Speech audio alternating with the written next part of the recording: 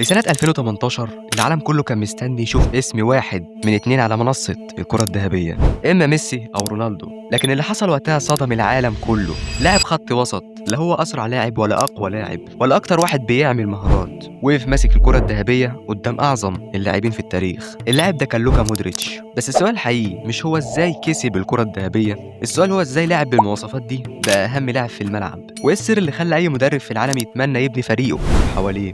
لأن السر ده هو نفسه السبب اللي بيخلي آلاف لاعبين خط الوسط يختفوا في الماتشات مهما كانت موهبتهم جبارة.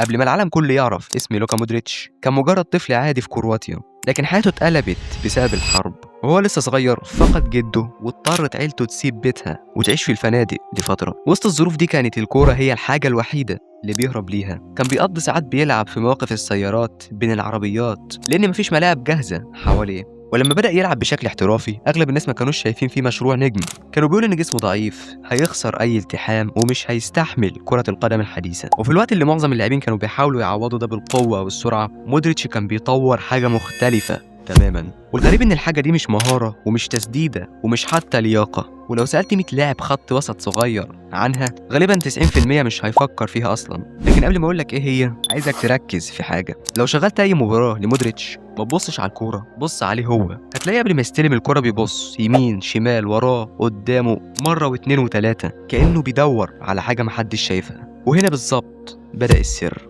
معظم لاعبي خط الوسط بيلعبوا بعد ما الكرة توصل لهم، لكن مودريتش كان بيلعب قبل ما الكرة توصل له. هو كان عارف هو هيعمل ايه بالظبط قبل ما يستلم بثانية أو اتنين، ولما الكرة توصل له القرار بيكون جاهز. عشان كده شكله دايما هادي حتى تحت الضغط، وده مش شيء اتولد بيه، دي عادة بسيطة لكنها فرقت بين لاعب جيد ولاعب بقى من أعظم لاعبي خط الوسط في التاريخ. نصيحة مني لأطباء العيون، أول حاجة يعملوها في الروشتة بتاعتهم قطرة مودريتش. الناس اللي عاوزة تستمتع وتنظف عينيها تستمتع بمودريتش.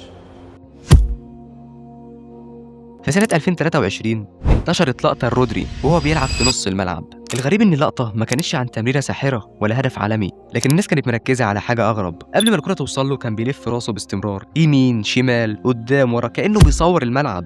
ولما الكرة وصلت له خدها ولمسها لمسة واحدة وبعدها لعب تمريرة بسيطة جدا. ناس كتير شافت اللقطة وقالت هو ده اللي الناس عاملة عليه ضجة، دي تمريرة عادية. لكن اللي مش باين في اللقطة هو ان التمريرة دي بدأت قبلها بثانيتين، وقت ما رودري كان بيجمع المعلومات. وده نفس اللي كان بيعمله مودريتش ونفس اللي بيعمله تشافي وكل لاعب وسط عالمي تقريبا. هما مش أسرع منك في الجري لكن أسرع منك في معرفة اللي حواليهم. تخيل معايا كده انك دخلت أوضة ضلمة ومطلوب منك انك تجري فيها بأقصى سرعة، غالبا هتتخبط في أول حاجة قدامك، لكن لو نورت الأوضة هتتحرك بهدوء وهتوصل أسرع. وده بالظبط اللي بيعمله لاعب خط الوسط الكبير، هو بينور الملعب في دماغه قبل ما الكرة توصل له. فمن النهارده ما تستناش الكرة عشان تبص حواليك، بالعكس كل ما الكرة تبقى بعيدة عنك بص أكتر حواليك.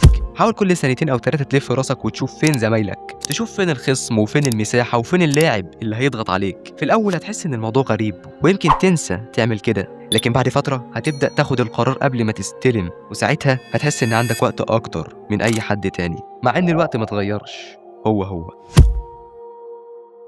لكن هنا بيقع أغلب اللاعبين في غلطة قاتلة. بعد ما يتعلموا يبصوا حواليهم يفتكروا إنهم بقوا لاعبين خط وسط ممتازين، والحقيقة إن دي مجرد أول خطوة، لأن في عادة تانية هي اللي كانت بتخلي مودريتش يطلب الكرة طول الوقت، بينما في لاعبين موهوبين محدش بيمرر لهم الكرة أصلا. خليني أسألك سؤال، كم مرة في المباراة حسيت إن زمايلك بيتجاهلوك؟ يمكن أول حاجة جت في دماغك إنهم أنانيين أو إنهم مش شايفينك، لكن في أغلب الوقت الحقيقة أصعب من كده، هم فعلا مش شايفينك. في كرة القدم لاعب الوسط العظيم مش هو اللي يجري أكتر، هو اللي يعرف يظهر في المكان الصح وفي اللحظة الصح. ودي كانت واحدة من أعظم مميزات تشافي. لو ركزت مع تشافي هتلاحظ حاجة غريبة، عمره تقريبا ما كان واقف حتى وهو مش معاه الكورة، كان بياخد خطوتين يمين خطوة شمال ويرجع يتقدم، تحركات صغيرة جدا لكن كل حركة كانت بتفتح زاوية تمرير جديدة. وما كانش بيجري بدون هدف، كان بيجبر زميله إنه يشوفه في الملعب. تخيل معايا كده إنك واقف ورا عمود وصاحبك بيدور عليك، هتقول إن صاحبك أعمى ولا هتعترف إنك أنت اللي مستخبي؟ وده اللي بيعمله لاعبين كتير من غير ما يحسوا، بيقف ورا الخصم ويستغرب ليه محدش بيمرر له. الحقيقة الصدمة إن المدرب مش بيقيم لاعب الوسط بعدد لمساته، المدرب بيقيمه بعدد المرات اللي كان فيها متاح للتمرير، لأن اللاعب اللي بيدي لزميله حل هو اللاعب اللي الفريق بيعتمد عليه. فمن النهارده قبل ما تطلب الكورة اسأل نفسك، لو أنا مكان زميلي هل كنت هشوفني ولا لأ؟ لو الإجابة لأ ما تطلبش الكورة، غير مكانك الأول،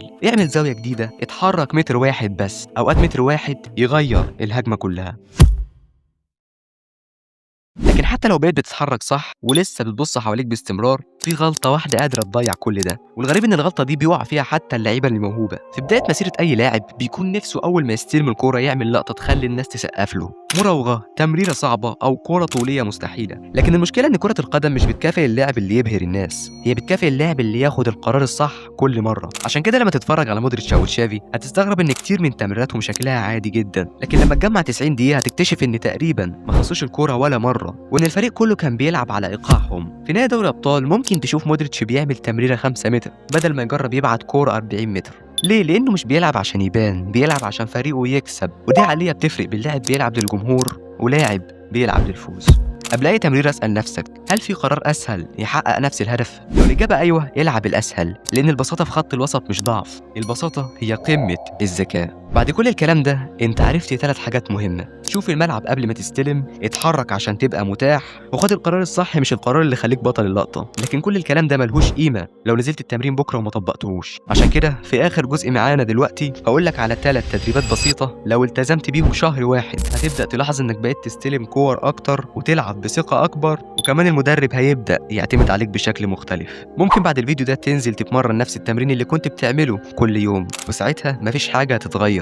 وممكن تنزل تتمرن في نفس الوقت ونفس الملعب لكن تغير طريقه تفكيرك، وساعتها مستواك هيبدا يتغير فعلا. لان لاعبين خط الوسط الكبار مش بيدربوا جسمهم بس، دول بيدربوا عقلهم. التدريب الأول: عيونك قبل رجلك. أول تدريب بسيط جدا، أي تمرين استلام وتمرير أنت عارفه، حتى مع الحيطة مش مشكلة، لكن المهم إنك ممنوع تستلم قبل ما تبص حواليك مرتين على الأقل. حتى لو في الأول هتغلط، الهدف مش إنك تنجح في التمرين، لكن الهدف إنك تبني عادة تثبت في دماغك. التدريب التاني: ما توقفش ابدا. في اي تقسيمه حط لنفسك تحدي، ايا كانت التقسيمه هي ايه، حجز خماسي، بتلعب في الشارع، تمرين مع الفرقه، ولكن لازم تحط لنفسك تحدي. كل 5 ثواني لازم تغير مكانك حتى ولو متر واحد. ما تقفش مستني الكوره، خلي المدافع كل شويه يبص ويسال نفسه هو راح فين. التحركات الصغيره دي هي اللي بتفتح زوايا التمرير، وهي اللي بتخلي الفريق يثق فيك. التدريب الثالث: القرار قبل اللمسه. قبل ما الكرة توصل لك قول في دماغك هستلم وهعمل كذا. لو غيرت قرارك بعد الاستلام مش مشكلة، لأن الكرة مش حفظ، الكرة بتبقى على حسب الموقف اللي انت اتحطيت فيه، لكن المهم ان يبقى عندك قرار من البداية. مع الوقت مخك هيبدأ يقرأ اللعب أسرع، وهتحس ان عندك وقت أكتر مع ان سرعة المباراة ما اتغيرتش. ناس كتير فاكرة ان اللاعب الوسط بيتولد كده، عنده رؤية وذكاء وموهبة، لكن الحقيقة ان معظم العادات دي اتبنت من كتر الممارسة ومن آلاف الساعات من التدريب.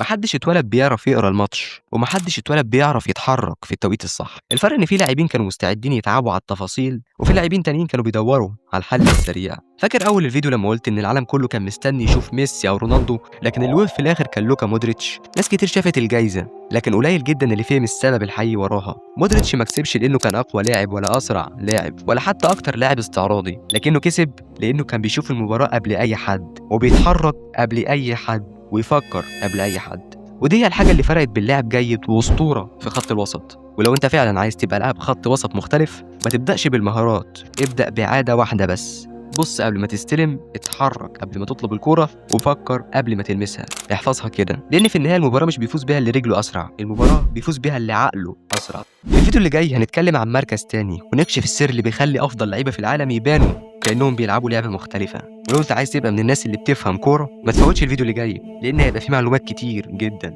ولحد هنا نكون وصلنا لنهايه الفيديو، وبكده فاضل معانا مركزين بس، وهما الدفاع والحارس. اكتب لي تحت في الكومنتات تحب الفيديو اللي جاي يكون عن مين فيهم. وبس كده، ما تنساش تعمل اللايك والاشتراك عشان نوصل لاكبر عدد من اللعيبه. واشوفك على خير، والسلام عليكم ورحمه الله وبركاته.